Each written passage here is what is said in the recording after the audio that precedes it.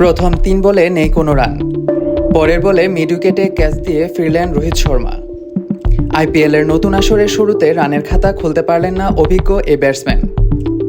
তার নাম উঠে গেল অনাকাঙ্ক্ষিত এক রেকর্ডে। চেন্নাই সুপার কিংসের বিপক্ষে রোববার ৪ বল খেলে ০ রানে আউট হন মুম্বাই ইন্ডিয়ান্সের এই ওপেনার। প্রথম ওভারে পেসার খালিল আহমেদের বলে ক্যাচ দেন তিনি। আইপিএলের ১৮তম আসর এটি। ভারতের এই ফ্র্যাঞ্চাইজি লিগে রোহিত শর্মা আউট হলেন ১৮ বার, যা কোনো ব্যাটসম্যানের সর্বোচ্চ। তার সমান ১৮ বার ০ রানে আউট হন গ্লেন ম্যাক্সওয়েল ও দীনেশ কার্তিক। ১৬ বার করে আছেন পীযূষ চাওলা ও সুনীল নারেন।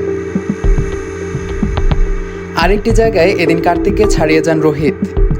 আইপিএলে সবচেয়ে বেশি ম্যাচ খেলার রেকর্ডের তালিকায় এখন এককভাবেই ২-এ আছেন তিনি।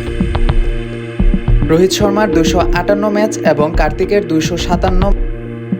সবার উপরে আছেন রোহিতের এই ম্যাচের প্রতিপক্ষ মহেন্দ্র সিং ধোনি। ২৫০'র বেশি ম্যাচ খেলার অভিজ্ঞতা আছে আর কেবল একজনের, বিরাট কোহলির ২৫৩ ম্যাচ।